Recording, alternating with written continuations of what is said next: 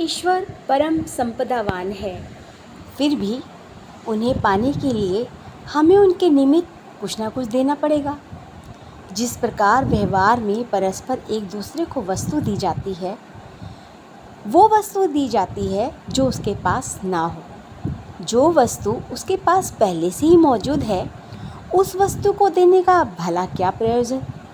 ठीक ऐसे ही जो वस्तु ईश्वर के पास पहले से मौजूद है, जिस अन्न धन संपत्ति को वो सबके लिए बांटता फिरता है, उसी अन्न धन संपत्ति में से अगर हम एक छोटा सा भाग उन्हें अर्पित कर देते हैं तो बताओ भला वह उनके किस काम का। शास्त्रों का मत है कि ईश्वर के पास सब कुछ और सब चीज़ों का भंडार भरा पड़ा है सिवाय अहंकार के, और मनुष्य के पास सिवाय अहंकार के और कुछ है ही नहीं। स्मरण रहे, अगर ईश्वर को अगर कुछ देना है तो उसे अपने अहंकार को उसके चरणों में समर्पण कर देना है। पर क्या हम अपने अहंकार को दे पाते हैं? हम तो जब हमें संपदा मिलती है, धन मिलता है, तो हम और ज़्यादा अपने आप को गौरवान्वित महसूस करते हैं, और जिनके पास नहीं है उनको नीचा दिखाने की कोशिश करते हैं, उनसे घृणा करते हैं। उनके पास खड़े होना हमें लगता है कि हमारी तौहीन हो रही है। यहाँ तक करते हैं कि अगर हमारे घर कोई धन संपदावान व्यक्ति आ जाता है और उससे कोई कमतर आ जाता है, तो हम उसी के सामने उस धनवान व्यक्ति का बड़ा आदर करते हैं, और जो कम पैसे वाला है उसे देखना भी पसंद नहीं करते, बल्कि यह कोशिश करते हैं कि हमारा इससे कुछ लेना देना नहीं है, ये तो आ गया है इसलिए हमने इसको बैठने के लिए कह दिया है, पड़ोस में रहता है बस ऐसे ही आ गया। और जो व्यक्ति अपने वैभव का आपको प्रदर्शन कर रहा है, कभी आप उसके हार को देखते हैं, कभी उसके गहनों को देखते हैं, कभी उसके रुतबे को देखते हैं, और कभी उसके पहनावे को देखते हैं, और बड़े गौरवान्वित महसूस करते हैं कि वह आपका दोस्त है या वह आपका रिश्तेदार है। तो क्या वह आपको वह सब चीज़ें दे रहा है? नहीं ना। या तो वह आपकी कुछ मदद कर रहा हो। कहते हैं जो व्यक्ति अपना समय आपके लिए खर्च कर रहा है, आपके पास आ रहा है, आपसे बातचीत कर रहा है, आपके सुख दुख का भागीदार है, तो वह व्यक्ति उस धनवान से बढ़कर होगा। यदि आप उसकी कदर नहीं करते हैं तो जीवन में फिर दुखों का ही सामना करना पड़ता है। कहा भी गया है कि जो भी कुछ आप बोते हैं वही आपको काटना पड़ता है। सबसे बड़ी पूजा अपने कर्म की सुजागी है। ऐसे ही आपको कथा सुनाती हूँ। एक मछुआरा अपनी जाल में मछली को पकड़ रहा था। किस्मत से उसके जाल में एक बहुत बेशकीमती मछली फंसी। वह बड़ा खुश हुआ और उसने भगवान को धन्यवाद किया, हे प्रभु, तूने मेरे सारे दुख हर ली। इस मछली की कीमत तो बहुत ज़्यादा है, मैं इसे किसी धनवान को बेचूंगा और उससे मुझे बहुत सारा धन मिलेगा। मैं उस धन से अपने बच्चों का जीवन संवारूंगा और जिस किसी का भी मैंने रुपया पैसा लिया है वह चुका दूंगा, और प्रभु आपके नाम का भी थोड़ा अंश निकालूंगा। आपने ही कहा है कि जो भी कमाई होती है उसका एक अंश अवश्य निकालना चाहिए। और ऐसी ही सोच को रखता हुआ वह बड़ा भगवान का गुणगान करता हुआ, धन्यवाद करता हुआ, अपने प्रभु से बात करता हुआ चला जा रहा था। रास्ते में एक बड़ा ही बलवान व्यक्ति उसको मिल गया। उस बलवान व्यक्ति की नज़र उस मछली पर पड़ गई। उसने देखा, अरे ये तो बड़ी बेशकीमती मछली ले जा रहा है, मैं इस मछली को इससे लेकर राजा को दे दूंगा। और यही सोचकर उसने कहा कि ऐसा है, ये मछली तेरे किसी काम की नहीं है, तू मुझे इस मछली को दे दे, मैं थोड़ा बहुत धन तुझे दे दूंगा। तब वह मछुआरा बोला, भैया मैंने इसको बड़ी मेहनत से पकड़ा है, तुम इसे छोड़ दो, क्योंकि मैंने इसमें बहुत सारी उम्मीदें लगा रखी। बलवान को बड़ा गुस्सा आया, अच्छा तुम मेरे सामने बात करते हो, तुम्हारी औकात क्या है खड़े होने की? ना तुम धनवान हो ना तुम बलवान हो, तुम तो बहुत ही गिरे हुए इंसान हो। और वह उसको एक धक्का मार के उस मछली को लेकर चला जाता है। अब वह मछली राजा के पास ले जाने की कोशिश करता है। जैसे ही वह मछली को अपने हाथ में पकड़ता है, मछली पलटकर उसके हाथ पर काट लेती है। अंगूठे पे थोड़ा सा घाव हो जाता है। वह मछली को बंद करके वैद्य के पास जाता है। वैद्य बोलता है, अरे ये घाव तो कुछ अजीब ही लग रहा है, मुझे इस घाव को काटना पड़ेगा। अब वह मरता क्या ना करता। उसने कहा, ठीक है, आप थोड़ा सा घाव काट दीजिए और पट्टी कर दीजिए। वैद्य ने थोड़ा सा घाव काट के पट्टी कर दी। 4 दिन बाद और ज़्यादा घाव बढ़ गया। वह वैद्य के पास जाता है। वैद्य ने कहा, ओहो हो, ये तो काफ़ी बढ़ गया है, अब तो तुम्हारा अंगूठा काटना पड़ेगा, काफ़ी हालत ख़राब है। अब उसने कहा, ठीक है भाई, अब क्या कर सकता हूँ। अब उसने अंगूठा कटवा लिया और उसने देखा कि दर्द तो बढ़ता ही जा रहा है। 6 दिन बाद वह फिर पहुँचा।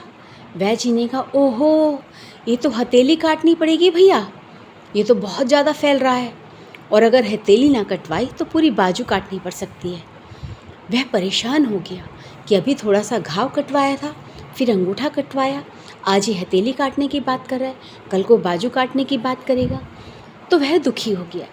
वैद्य ने कहा, एक बात सुनो, ऐसा घाव तो मैंने भी आज तक नहीं देखा, बड़े से बड़े घाव भरे हैं मैंने भी।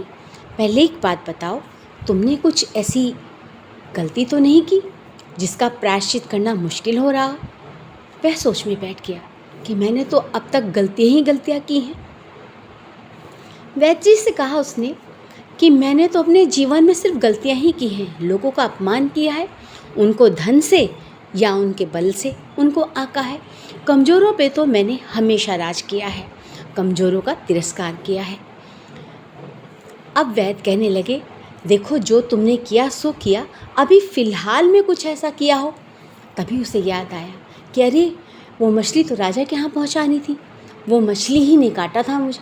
उसने पूरी बात बताई, कैसे हो। कहने लगे, अरे भाई ऐसा करो, उस मछुआरे को ढूंढो जाकर सबसे पहले, और उस मछुआरे के पैरों में गिरकर माफ़ी मांगो।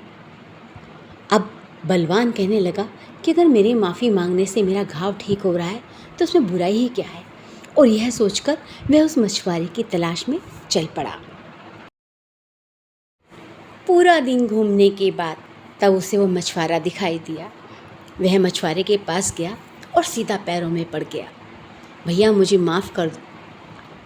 तब उसने देखा कौन है जो मुझसे माफ़ी मांग रहा है। अरे आपने तो, हाँ, मैं अपनी गलती की माफ़ी मांगने आया हूँ, और मैं तुम्हारे पैरों में पड़कर माफ़ी मांगता हूँ। तुम चाहो तो उस मछली को वापस ले लो, वह मछली मेरे पास सुरक्षित है। मछुआरे ने बड़े ध्यान से देखा कि ऐसा क्या हुआ। तभी उसकी नज़र उसके घाव पर पड़ी। ये क्या हुआ? अरे मैंने जिस दिन तुम्हारे से मछली छीनी, उसी समय मेरे को मछली ने काट खाया, और ये घाव ठीक ही नहीं हो रहा है। मुझे वैद्य ने बोला कि तुमसे माफ़ी मांगो। तब मछुआरे ने कहा, आज तो तुम मुझसे माफ़ी मांग रहे हो, लेकिन कल को तुम फिर किसी मछुआरे को या किसी असहाय व्यक्ति को दुखी करोगे। अगर तुम इस मछली को वापस ही करना चाहते हो और मुझसे माफ़ी मांगना चाहते हो, तो आज तुम एक वादा भी करना होगा।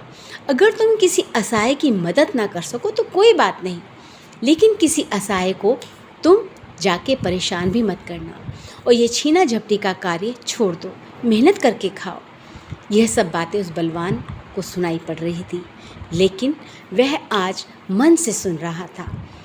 वह सोचने लगा कि वाकई में यह सत्य कह रहा है, मुझे मेहनत करके खाना चाहिए।